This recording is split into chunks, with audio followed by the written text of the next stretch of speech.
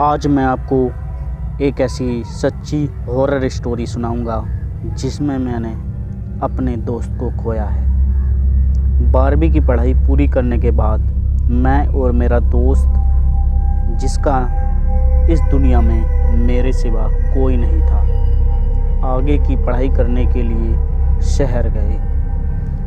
हमने शहर जाकर एक अच्छे कॉलेज में एडमिशन ले लिया और साथ ही साथ कॉलेज का हॉस्टल भी ले लिया। ये वही हॉस्टल था जिसके बारे में अजीब और गरीब बातें सुनी जा रही थी।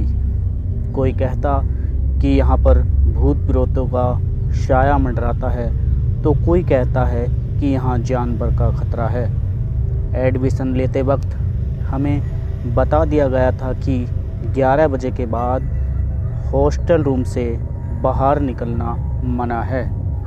जब हम दोनों हॉस्टल के गेट पर पहुँचे तो वहाँ हमने एक बोर्ड लगा देखा जिस पर लिखा था कि 11 बजे के बाद हॉस्टल के बाहर निकलना मना है।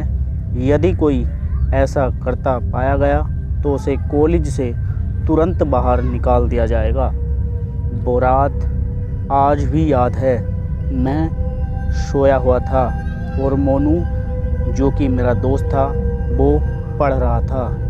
लगभग 11 बजे के करीब हॉस्टल के बाहर अजीब अजीब सी आवाज़ें आ रही थी। मोनू ने कमरे की खिड़की में से देखा, एक औरत सफ़ेद कपड़े में खड़ी थी और उसका मुँह दूसरी ओर था और वो अजीब अजीब आवाज़ें निकाल रही थी।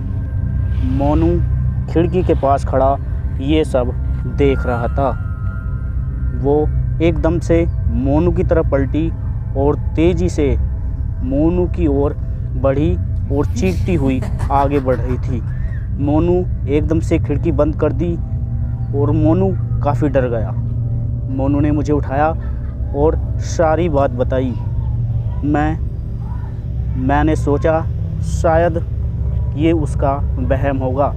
मैंने मोनू से कहा, देखो रात काफ़ी हो गई है, तुम सो जाओ। इतना बोल मैं सो गया। मोनू ने भी किताबें बंद की और सोने के लिए लेट गया। तभी फिर से आवाज़ें आने लगी। तभी मोनू फिर उठा और खिड़की खोलकर देखा तो एक औरत रो रही थी और मोनू मुझे बचाओ, मोनू मुझे बचाओ, ये कहकर बोल रही थी। अपना नाम सुनकर मोनू बहुत हैरान हुआ। उसने सोचा शायद वह मुझे जानती है। मोनू ने उसकी हेल्प करने की सोची और उसने टॉर्च उठाई और हॉस्टल के बाहर उसी जगह पर जाने लगा जहां वह बोल रही थी। वह हॉस्टल के फील्ड में आ गया था जहां रात 11 बजे के बाद आना वर्जित था। उसने टॉर्च जलाई और खिड़की के सामने वाली जगह पर पहुंच गया। उसने देखा वहां पर कोई नहीं है। फिर वहां अजीब अजीब आवाज़ें शुरू हो गई। उसने लाइट को हॉस्टल की दीवार पर मारा तो देखा वहां खून के पंजे, जो कि पूरे हॉस्टल की दीवार पर जगह जगह लगे हुए हैं, वे उसे दिख रहे थे। इतना देख मोनू काफ़ी डर गया। वह काफ़ी डर गया। ऊपर की तरफ थोड़ा उसने जब टॉर्च को किया, उसने लाइट से देखा तो उसे उल्टा लटका हुआ शरीर मिला, जो कि हवा में लटक रहा था। वह एक चुड़ैल थी। वहाँ से चीखने की आवाज़ें भी आ रही थी और बार बार वह बोल रही थी कि तू नहीं बचेगा, तू नहीं बचेगा, हा हा हा हा। मोनू वहाँ से भागा। उसके पीछे पीछे वह चुड़ैल भी उसके पीछे पीछे आ रही थी।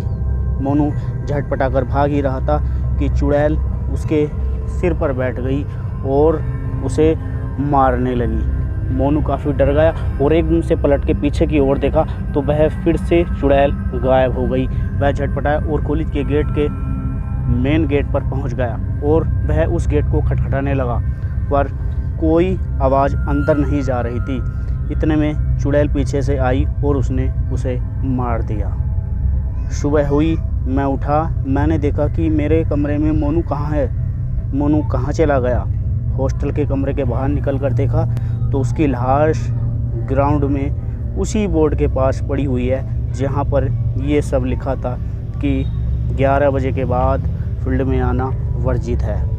मेरे पैर तले से ज़मीन निकल गई। मैं बहुत रो रहा था।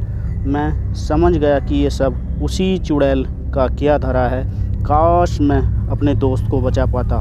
मैंने अपना सबसे अच्छा और प्यारा दोस्त आज खो दिया था। अगले दिन मैंने अपना नाम वहाँ से कटाया और मैं अपने घर वापस लौट गया। ये थी मेरी बीती कहानी, जो कि एक सच्ची कहानी है।